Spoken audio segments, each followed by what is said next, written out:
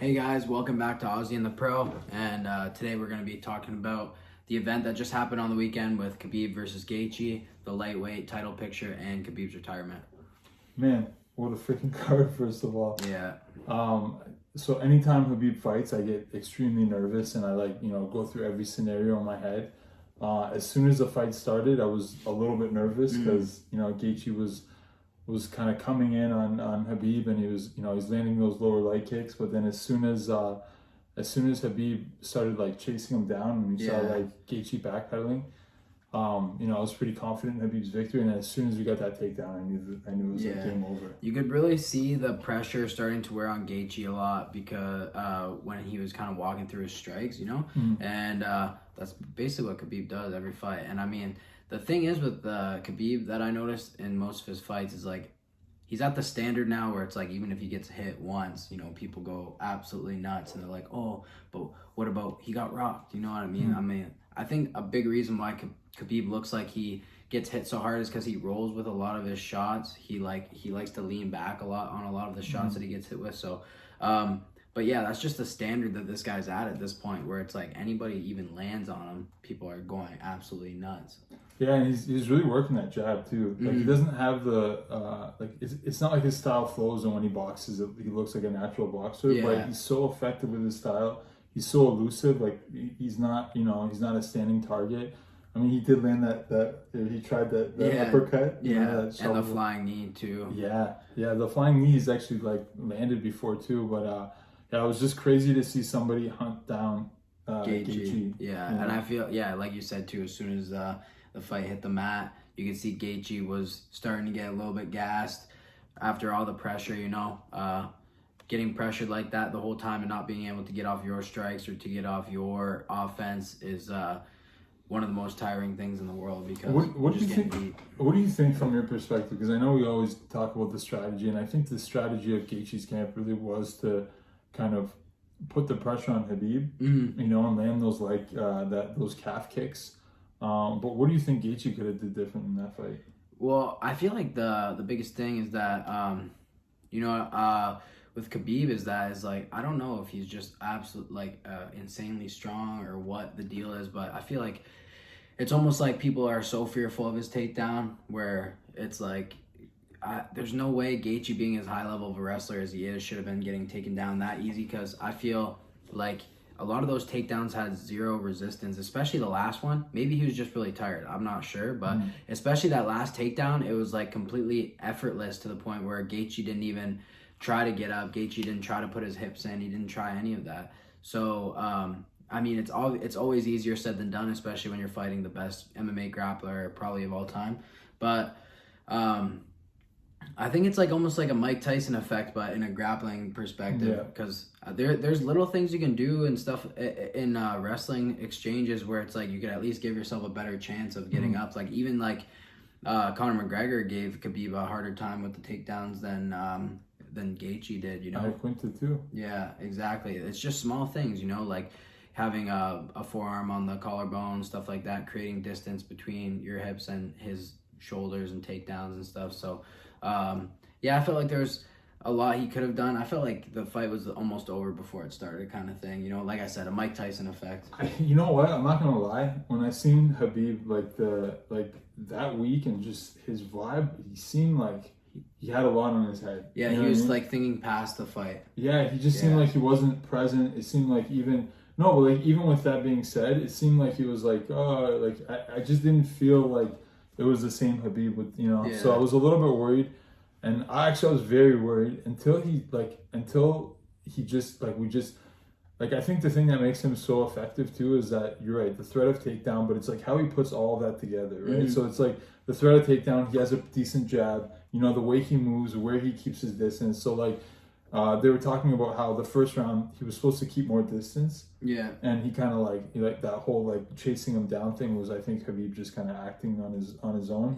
Kind of independent of their strategy, of Javier Mendez's strategy and the plan. So they were trying to gas him out the first round, but I think I think it worked, Yeah, 100%. And Gaethje's been kind of known to have not a great gas tank. If you look at both of his first fights in the UFC where he lost, I can't. Was his first fight against Michael Johnson or no?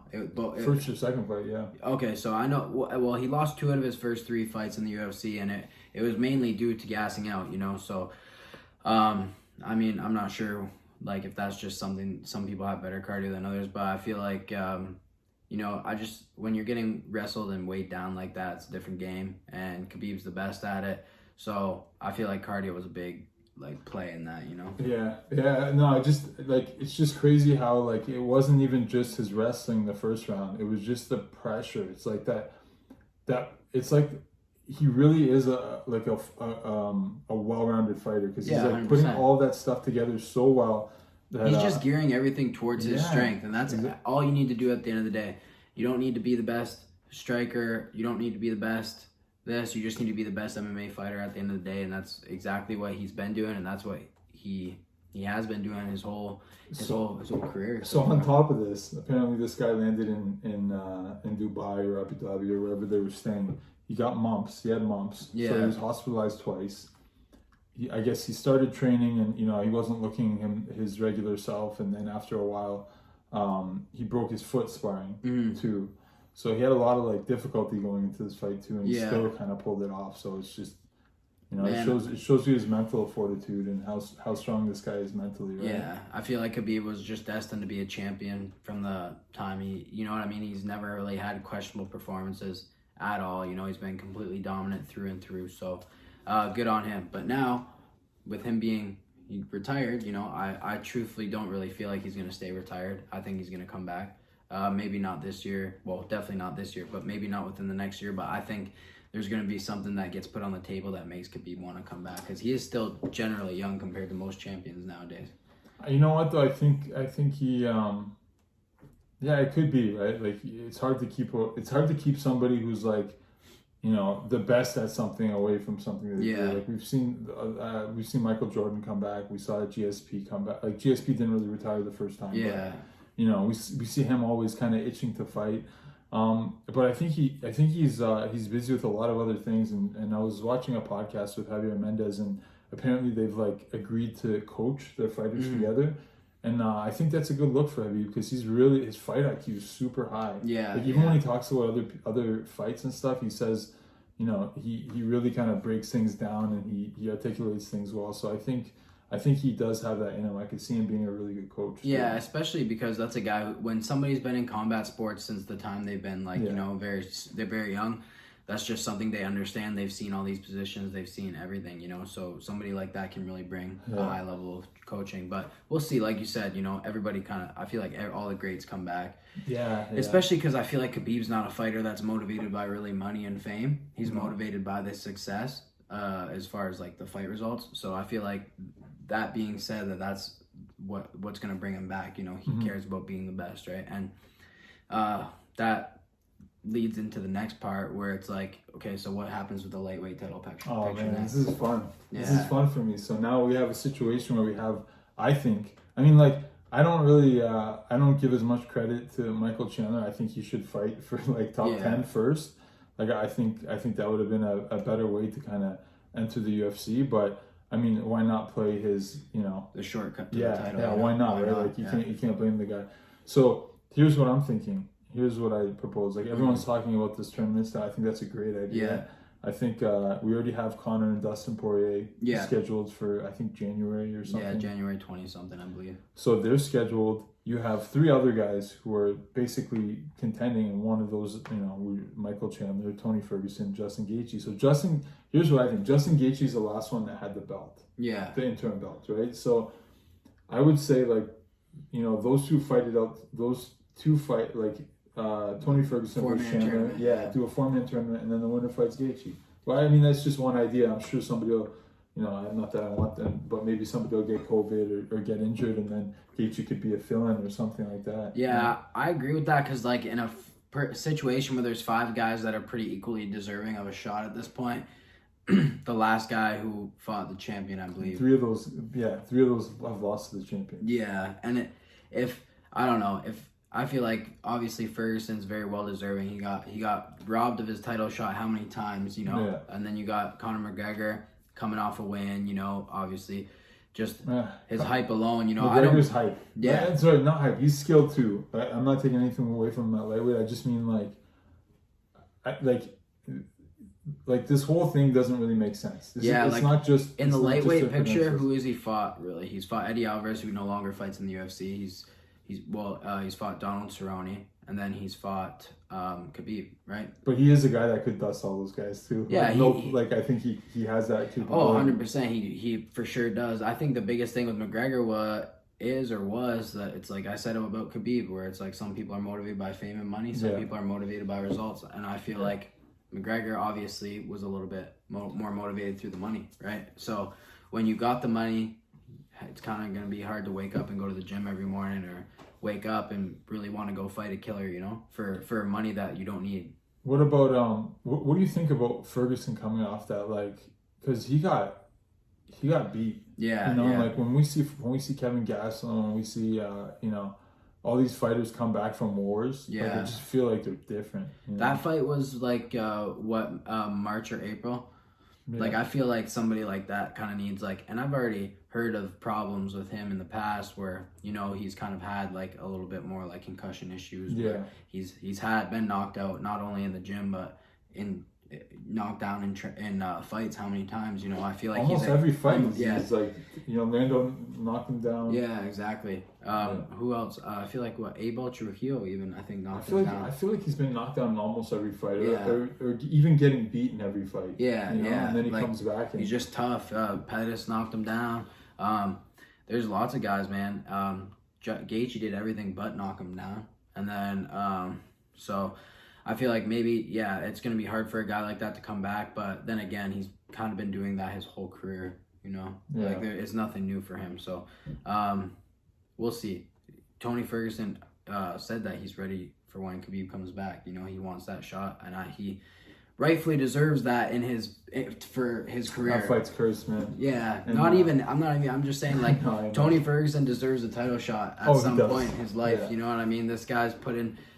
Has anybody in the UFC ever gone 12-fight win streak without a title shot? Like, that's got to be the longest UFC win streak without a title shot ever. There's no way. I couldn't even think of anybody who's had 12 UFC straight wins. The thing, too, is that he would have had that interim belt. Then he would have fought had he won. Yeah, exactly. It's almost like I don't know why this guy tried to make weight when he was fighting. Like, it made no sense. I don't know why anybody would put their body through that stress, but... Anyways, we have Michael Chandler, Tony Ferguson, possible matchup. Then we have Conor McGregor, Poirier, possible matchup. It's just Gaethje that's kind of out right now. Gaethje, and he wants to fight soon. Fuck, what do you do? If he wants to fight soon, put him against Dan Hooker. You know what I mean? That's a good fight.